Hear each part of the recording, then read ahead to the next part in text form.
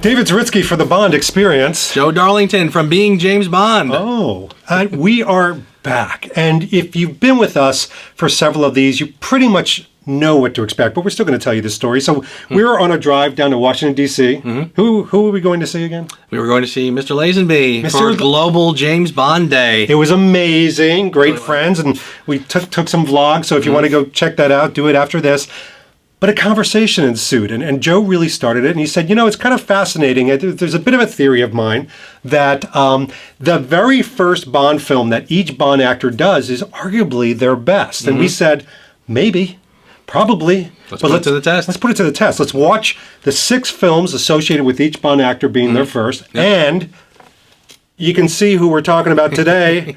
Brosnan. Yep. Pierce is here. Dreamy Brosnan. So pretty. Yeah. But Goldeneye. I mean, so take us back. What was your first instant with Goldeneye? Yeah, this was interesting because honestly, now I'm sort of, I guess I'm 25 at this point. Okay. Am I 25? Yeah, boy. I don't know. That means I was 25. Yeah. So, I mean, the teenager discovering Bond and kind of watching the old ones. I mean, now I'm a full-blown Bond fan. Yeah. And now the 5-year gap is over. So, of course, they announced the new one and the trailers, but those first trailers were, oh my God, it could kind of get you. So cool. Yeah. Trailers were amazing. Right. Just got you right into like, oh my God, James Bond is back. I can't believe it. So this was, one of my first movie-going, not my first Bond in the theater, but as a full-blown Bond fan. I'm very conscious that it's an event. Yes. That it's like Bond, and you're really Bond into it back. at this point, too. Yeah. Agree. Absolutely.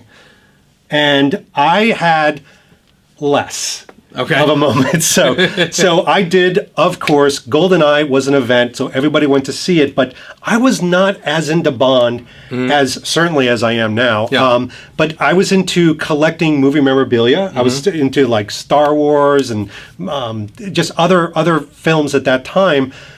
Less so with Bond, but this was one that really kind of catapulted me into that. But what I found with this one, I got caught up in the excitement. So when the trailer comes on and you get that feeling, and Tina Turner and the songs on the radio and everything, it just starts to pull you in. And I'll actually start with this one. Because I went with kind of lower expectations. Certainly I was not like a major fan of Timothy Dalton. So I wasn't coming like we are now of like, I can't wait for the next Bond film. What's the next Bond film going to be? But I was aware of Pierce Brosnan as Remington Steele, and I really liked him. I thought, this guy's charming, he's good looking, he captures that, Bond mentality. Yeah. So I walked into the theaters, and I have to tell you, that pre-title sequence... Oh my gosh, and obviously we recently saw the movies again, and even when I saw it today, it is probably one of the best, most exciting pre-title sequence. It to me is like a mini movie. I mean, do you remember that? Sure. I've done it too. Jumped off of that same, just so you know. Unbelievable. I'm so jealous. I have not. Very cool. It's it's fun, and it's funny. You are refreshing my memory too, because it's funny because I had some funny.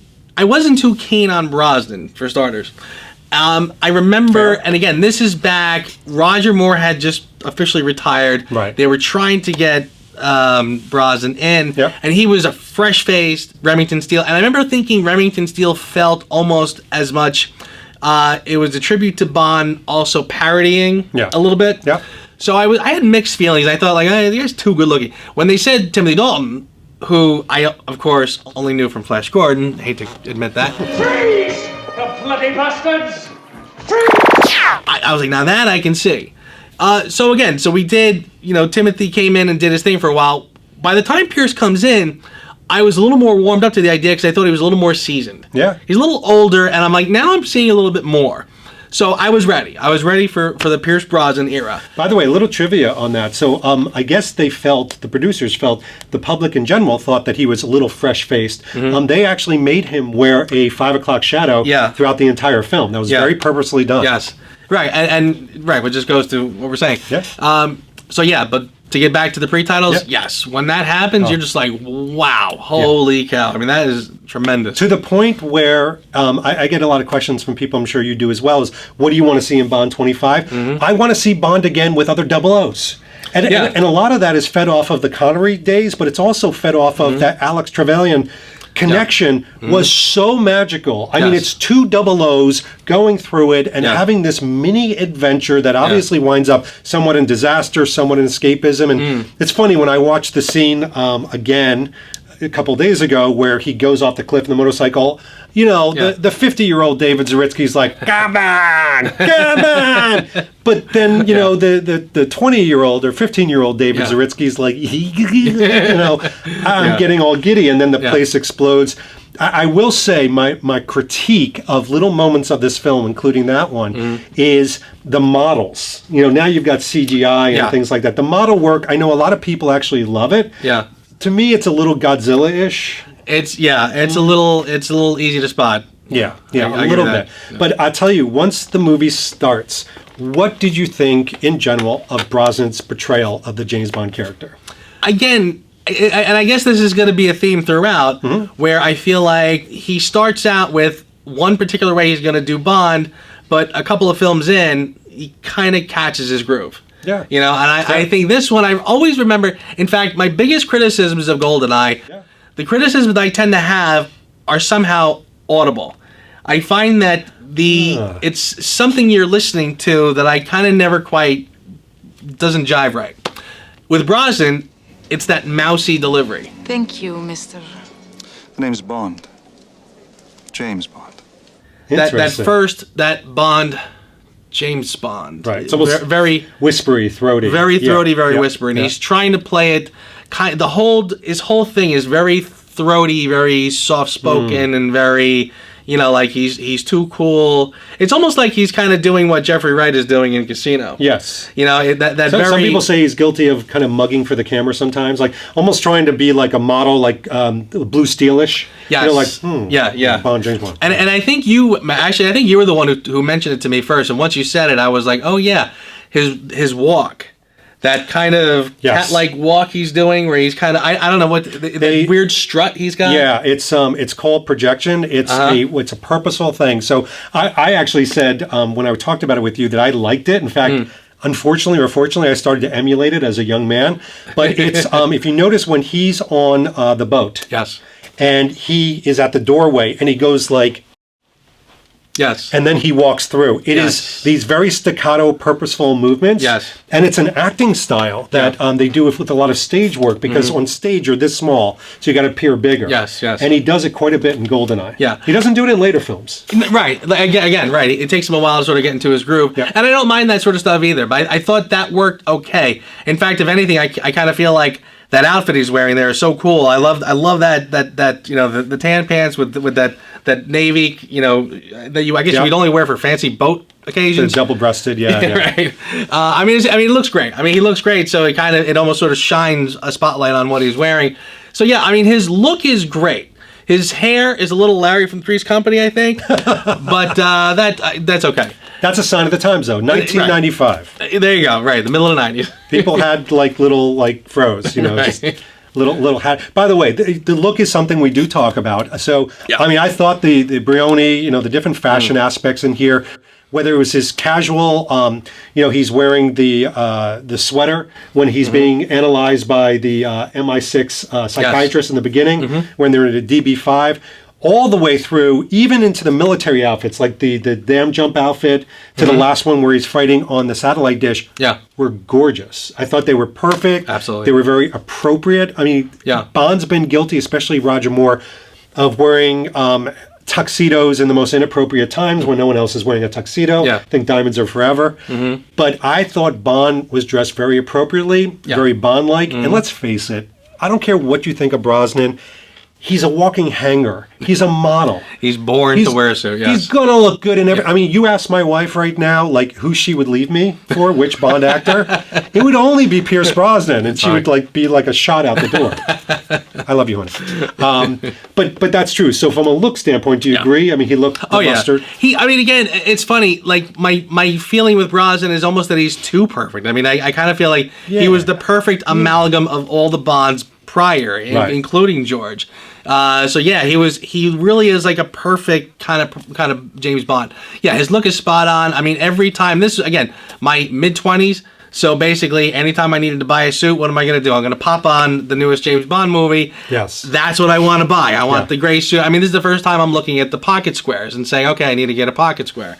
I mean, yeah. I mean, everything he's wearing in this is spot on. It's spot on. And by the way, you talk about the perfect Bond. One of the things I do think he did very well, and arguably did better actually in his follow-up films, is those components we loved in the other actors. So Sean Connery's rough and tumble, he looked like he could fight, to Roger Moore's quipping and adding just the right amount of humor here and there to diffuse a situation. I thought Brosnan did really well. I thought he looked like he could legitimately fight, but I also thought that he imbibed certain amounts of humor in a subtle way. I thought the one-liners, Die Another Day, let's put that to the side for a second.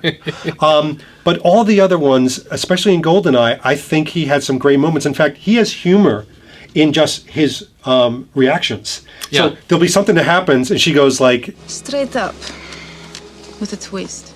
On a top, with a twist. And he's like, Right. He does a double take. Not a pigeon in Venice double take, Right. but like a decent double take. Yeah. Yeah, no, that's true. I mean, he's definitely he's very expressive. He really does. Again, everything about his delivery in this is great. Like I said, the soft-spoken part aside, he really does have a tremendous amount of presence. Yeah. I mean, you really can't take that away from him. All right. So we have multiple bad guys in this film. We do, yeah. Right? We do. We've got, obviously, his good buddy, Alex. And we also have General. The General Aramov? Yes, Aramov. Oromov. Thank you. And then you could also say that as a third bad guy, you have Russia. I mean, this was, it's so funny because Yes. one of M's lines, and by the way, a new M, we got to talk about that in a second, is, you're a misogynistic dinosaur, a relic of the Cold War. Yeah. So this was like, the Cold War had officially ended, but there were still remnants of it. Right, yes. How do you think that was treated, the bad guy aspect of it? I like that a lot. In fact, that's where my my theory comes in, where the back to basics sort of a Bond film. This is where you see that. It's funny when you look back on a series that, again, a relic of the Cold War. He's known for being a Cold War spy hero, but how many of the films actually dealt with that? Almost none, frankly. That's true. I mean, for Russia with Love, even then, it's really Spectre pulling the strings, even though they sort of try to blame Russia. Same thing in Octopussy when, again, but it's kind of a random general who just sort of went off to do his own thing. It's not so much Russia. So, I mean, you really didn't have a lot of Cold War-ish stuff. So it was great to sort of get Bond back against the Russians. Not even against the Russians, but just in that environment. Even in the opening scene with the music playing, you see like hammers and sickles. It's like, yes. I know what this is going to be about. Right. Right. The fall of the Cold War had just happened, so this is all pretty new. So yeah, I really did like that aspect a lot, and I liked even how it's shot, by the way, because when they're in Russia, you kind of do sort of get that cold, feeling to it. It's stark. Right. The film is a little washed out. Yeah. And it works. And again, we've talked about films where they've decided to just drape the whole film in a certain color, and it doesn't work. But here they use it correctly. They use it to set the stage. And let's face it, I mean, one of the things that I love about this film, and we're going to talk about a follow-up film, obviously, is the director. I mean, Martin Campbell is, some people say, oh, he's by the numbers and he can direct action really well, but he knows what a film should look like. He knows what a scene should look like, how it edits together, and he really has a very good feel. And I think Goldeneye is a wonderful representation. They rebooted the Bond formula in a lot of different ways, obviously with a new M, with a new Bond, but the look of it and the feel. And by the way, back to the bad guy connection, to me, you arguably have one of the best henchmen.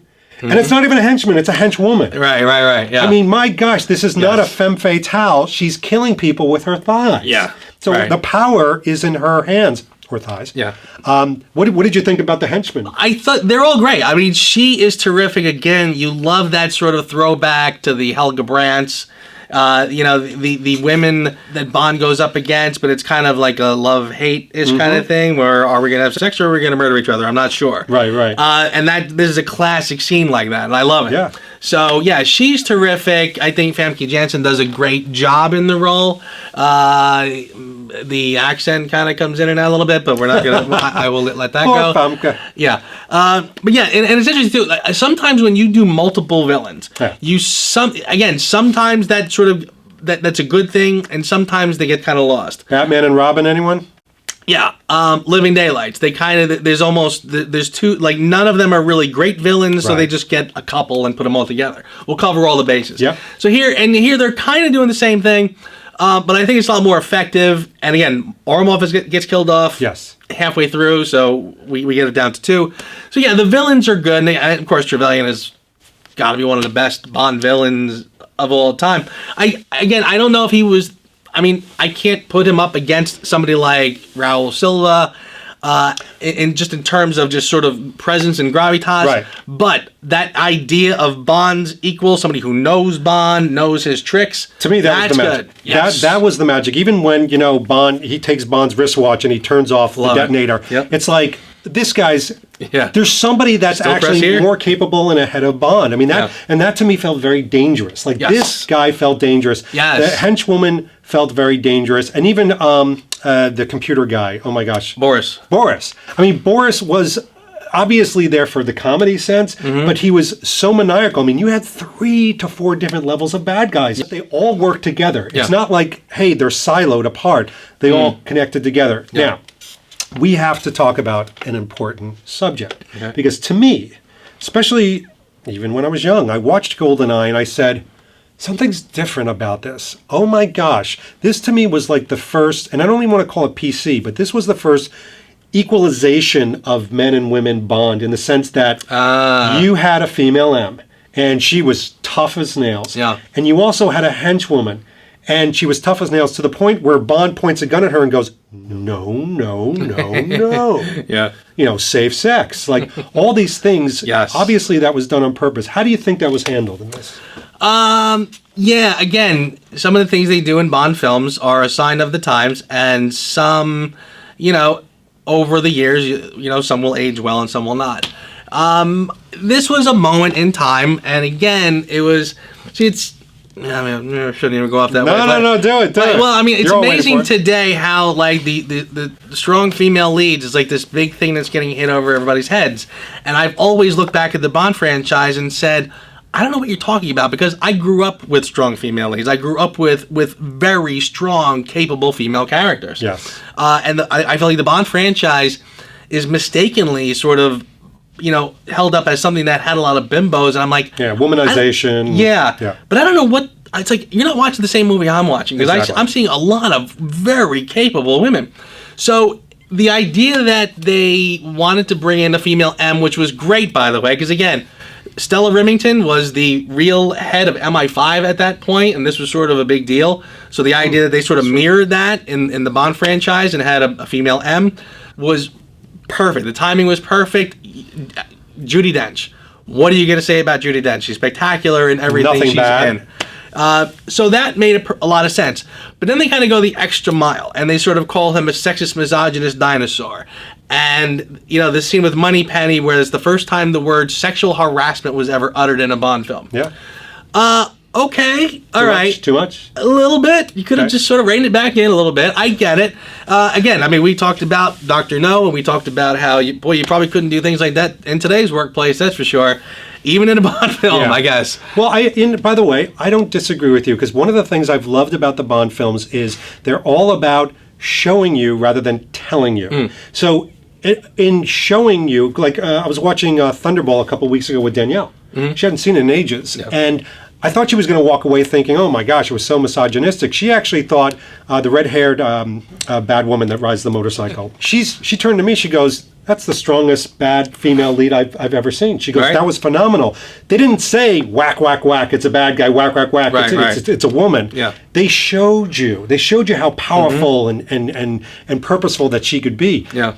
This tended to say overtly, hey, what he's doing is wrong. Hey, he's misogynistic. Yes. Right. Hey, there's safe sex. Yeah. But I will say, I think the other things of the hiring and what they did in the situations in the story were really good. Yeah. I thought, just like when we talk about Casino Royale, I think they did some good things to, again, evolve and elevate Bond without having to be too PC. Which I think, not to get too controversial, if I read the general consensus out there for Bond 25, there are people that are worried about it becoming too PC. Right? I mean, that's... Well, I mean, Danny Boyle, when he was still in charge, he had said straight out it was going to reflect the Me Too movement.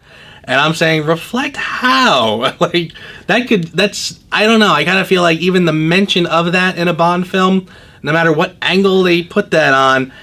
well, you know what I tell? How can that be a good thing? Well, here's why it sends the wrong message from my point of view. It's not even like, ew, the Me Too movement. It has nothing to do with that. Right. That is saying that the Bond films in general have not been about strong women. Yes. It's saying, you know something, we've done it wrong, we've been misogynistic and womanizing all these years. Guess what? Dun, da, da, da. Yeah. I'm here to turn it around. And I'm like, dude, maybe you're watching a different Bond film. You know, it's funny. You know how they always say that the nobody hates a Star Wars movie like Star Wars fans? Yeah. Yes. You know, I kind of feel like James Bond fans understand James Bond films, and they understand what they've really been about.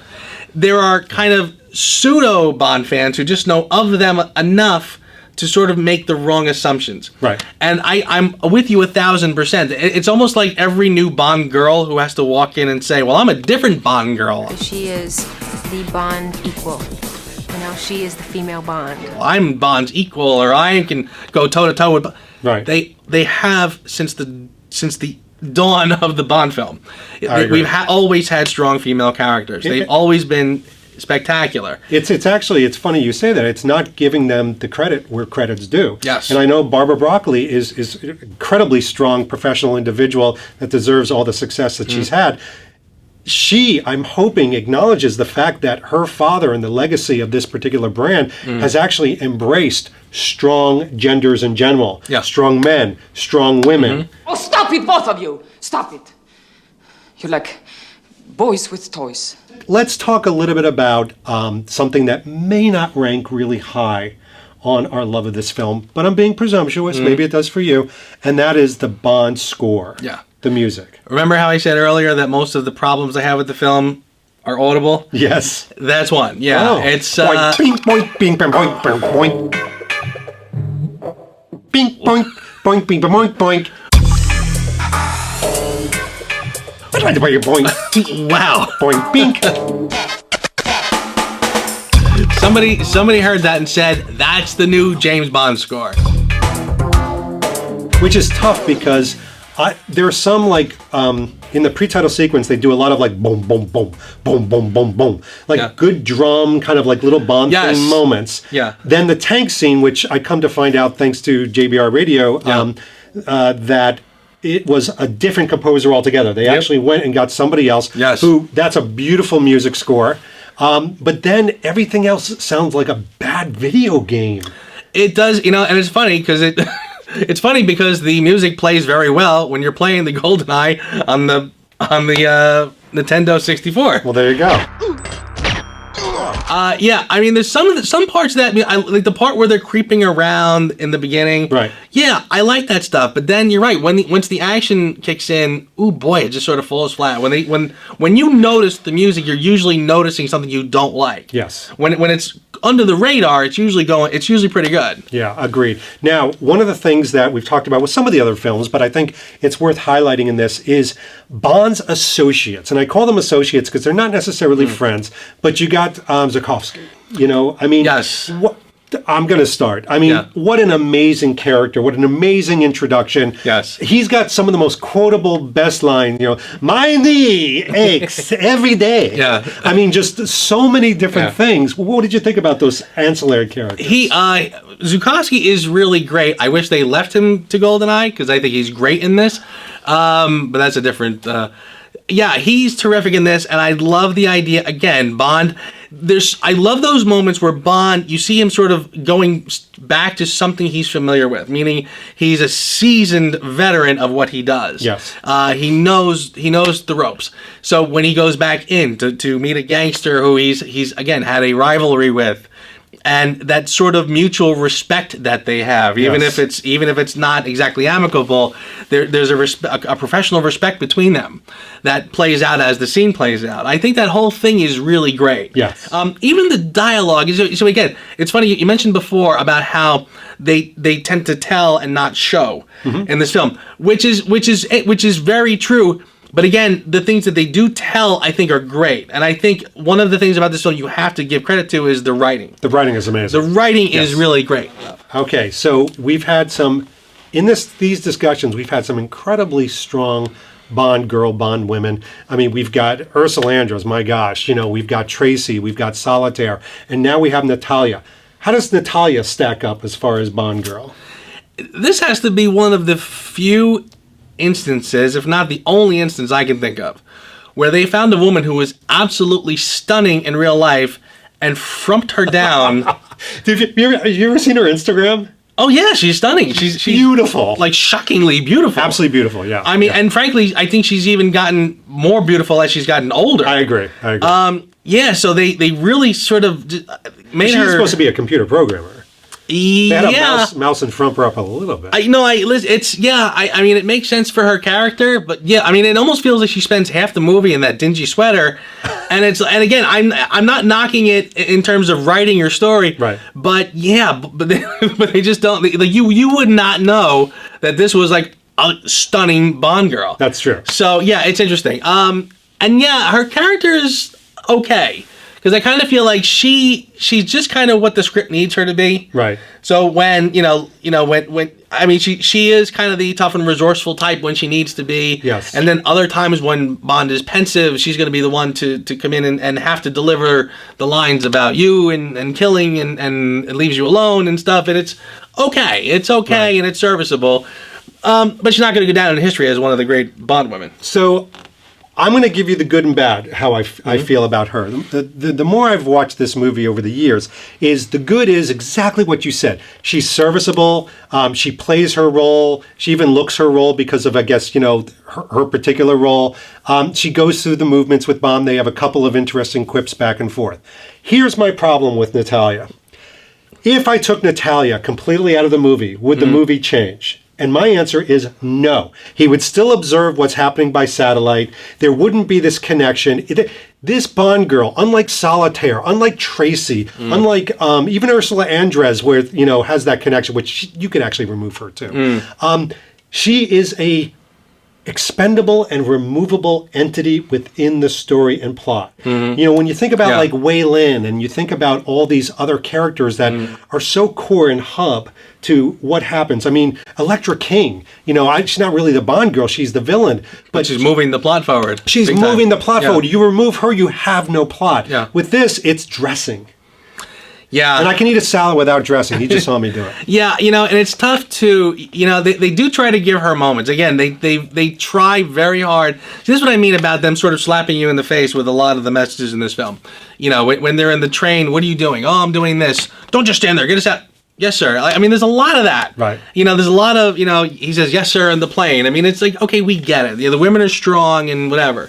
But you're right in that they do seem to do that in a very superficial kind of way. The one scene that they do give her is the scene on the train where she's using her hacking skills to spike Boris and see where they're going. That's true. So she gets that. Yes. But you are right. And in most other ways, if she was not there at all, it would not make much of a difference. I mean, she is literally at many moments the girl that Bond is just running, holding her by the hand, running down the hallway, shooting machine guns, and who's the I know the actress's name, but in View to a Kill, Stacey Sutton. She's Stacey Sutton a little bit in some senses. I mean, Stacey Sutton's there to eat quiche and scream, James, James. Yeah. I mean, she is there to be rescued. She is there to be rescued a lot. And again, like I said, I'm being tough. It's funny that we have this criticism because I'm agreeing with you in that. It's because I feel like the people who made the film, who wrote the script, are probably screaming, saying, "How dare you?" Because we wrote all these great lines for her. We wrote all these stuff. There's a part where they put a gun to James Bond's hand and she says, "Shoot him. He means nothing to me." Right. Like she picked up on Bond's line and now she's going to do it herself. But it shows her as being tough. So they're probably like, "How dare you? We made her as tough as we." But yeah, I'm not at the end of the saying day, she wasn't made tough. I'm saying, is she But does it work? an expendable part of the storyline? Yes. I mean, take Vesper. I mean, take any of these other ones that you see in certain things. And I'm saying from a Bond standpoint, I like a strong entity Yes. from a storyline. yes, I totally agree. So, you ready for this? I am. All right. And by the way, Goldeneye, there's no book to compare it to, obviously. Yeah, not at all. Nothing. There's nothing. There's a place called Goldeneye. Right. The title has an interesting connection to Fleming, but that is does. literally it. That's literally it. So we can't do anything with that. So, Joe Darlington, do you find Goldeneye to be Pierce Brosnan's best outing? This is kind of funny, and I'm going to give you sort of a cheat answer. You can do it. Make it complicated. I don't care. I kind of feel like it's not the Brosnan that I connect with most. I feel like, and it's funny, Brosnan never, as great as a Bond as he was, I don't think he ever got a great Bond movie. He got a lot of good Bond movies, serviceable Bond movies. They were the movies that you would take a friend or a date to, and there's always one scene in there that you're kind of going, just pretend you didn't see that one. My personal favorites came a little later, but if I had to give more of a political answer, I feel like empirically, I would have to give it to Goldeneye as being the best one out of the Like if you bunch. took all the characteristics and added it up, it would be the highest scored. But to you, it's not. I feel like Brosnan. I feel like you could make a terrific Brosnan highlight reel. Yes. A spectacular highlight reel. Yeah. But if you made somebody sit down and say, okay, now watch this one, you're not really going to get one that they're going to walk away and say, wow, that was a great movie. Is it the Brosnan film that you could watch the most? Like if someone said you can only watch one forever. I think if I had to watch one over and over, I'd probably pick The World Is Not Enough. I like a lot of do like the that. action scenes in it. I like the interaction with him and Electric King. They were trying some different things in this one, and also bringing in some very traditional Bondish elements. Yes. So again, hardly a perfect film, but I think of the Brosnans, it's probably the one that I enjoy the most. All right. So my answer is going to be, unfortunately, as complicated as yours. To me, I like how you put it. Empirically, if I say to somebody, the best Pierce Brosnan film is, I usually will go to Goldeneye. And it's because, again, it was that reintroduction of Bond. It was all the different elements. I'm not going to go over them again. But it does have all those components. If I add it up, it would get a score of like 92%, and it's probably higher than the other ones. It's not my favorite Brosnan film. Yeah. The most fun... and again, I go to Bond films to have fun. Yeah. I don't go to Bond films to, expand my thinking. So the most fun I have is Tomorrow Never Dies. Yeah. I just think it is action, orientation, the way he acts. He really is comfortable with himself, the way things look. I love it. Yeah. But we're not here to talk about that. So Goldeneye, though, from a functional standpoint, and I hate to be cold and empirical like this, to me is his best outing. Like when you take it as a whole, but I still have more fun with Tomorrow Never Dies, if that makes sense. I'm with you. I think Goldeneye is that one that, again, has all those great Bond elements. And I feel like that's the one that sort of plays to my theory about they really tried to get back to basics about what James Bond is all about and what he's known for. Agreed. And kind of put an interesting spin on it. See, now, and again, this is something that I find interesting. Martin Campbell has essentially been brought in twice to resurrect the Bond franchise. And he does it, yet both of his films, Goldeneye and Casino Royale, are very different films. True. And they both have that certain thing. I think it works better in Casino, which we'll get to, a little less in Goldeneye. Right. He is trying to put a modern viewpoint onto James Bond. And that's where you get that kind of, sexist, misogynist dinosaur and sexual harassment. You're sort of looking at Bond through a different lens. Right. And I think that idea is better expressed in Casino Royale than it is in Goldeneye. It's a little more on the nose in Goldeneye, and it doesn't work as well. I agree. But again, empirically, I do think it's got some great moments, some very memorable stunt work, and overall just a great cast, a great film. Perfect. Well, we are going to be returning, whether you like to or not, for Casino Royale. Can't wait. Our last film we're going to review, Daniel Craig's first outing. And but until now, this has been David Zaritsky. Joe Darlington. We'll see you very soon. See you next time.